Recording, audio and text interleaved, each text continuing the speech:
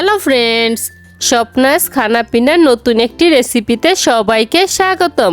আজকে আমি সবার প্রিয় ফল কমলা দিয়ে মজাদার কমলার বরফি তৈরি করে দেখাবো। চলুন দেখে নেওয়া যাক আজকের এই মজাদার কমলার বরফি তৈরি করার রেসিপি। কমলার বরফি তৈরি করার জন্য এখানে আমি 4টি কমলা নিয়েছি। এবার কমলাগুলোকে আমি মাঝ বরাবর কেটে নিচ্ছি।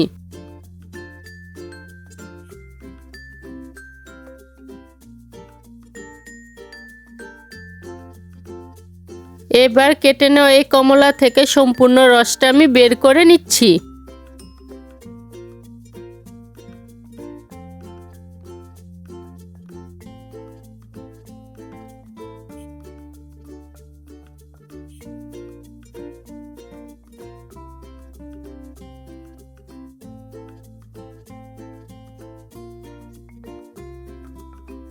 সবগুলো কমলার রসই আমি বের করে নিয়েছি।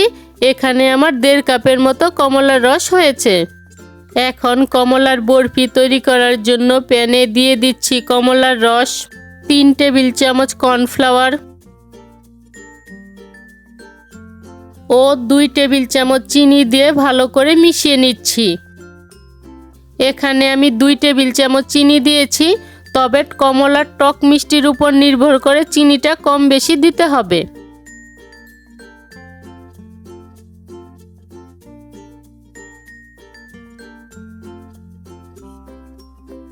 কর্নফ্লাওয়ার এবং চিনিটা আমার ভালো করে মিশিয়ে নেওয়া হয়ে গিয়েছে।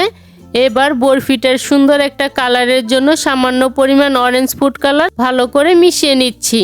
মিশানোর এই কাজটা আমি চুলাটা বন্ধ রেখেই করে নিচ্ছি। এখন চুলাটা জ্বালিয়ে এটাকে আমি জাল করে নিচ্ছি। আর জাল করার সময় এটাকে অনবরত নাড়তে হবে, নয়তো এটা দলা বেঁধে যাবে।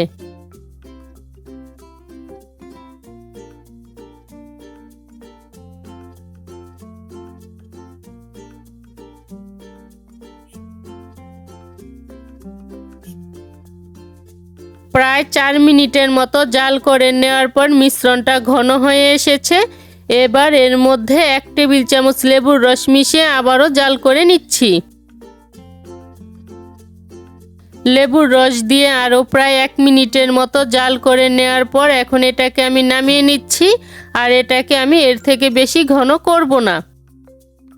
বরফিটাকে সেট করার জন্য আমি আগে থেকে একটি 4 কোণা টিফিন বক্সে ঘি ব্রাশ করে রেখেছিলাম। এবার এর মধ্যে আমি মিশ্রণটাকে ঢেলে দিচ্ছি।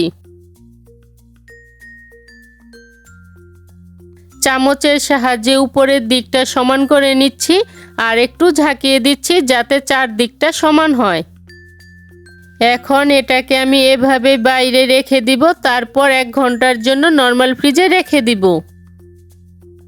1 ঘন্টা ফ্রিজে রাখার পর এটা জমে গিয়েছে। এবার এটাকে আমি বক্স থেকে বের করে নিচ্ছি। বক্স থেকে বের করে নিয়েছি আর এটাকে আমি আমার পছন্দ মতো শেপে কেটে নিচ্ছি।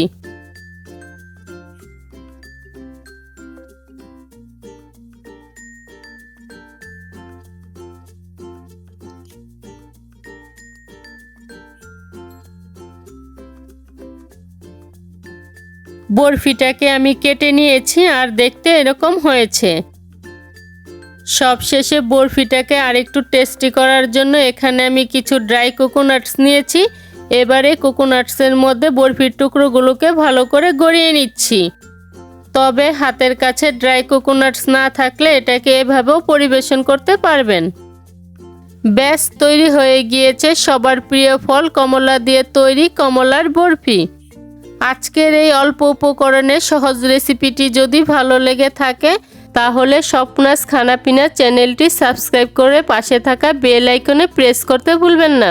এতে করে আমি যে নতুন নতুন রেসিপি আপলোড করব সবার আগে নোটিফিকেশন আপনি পেয়ে যাবেন।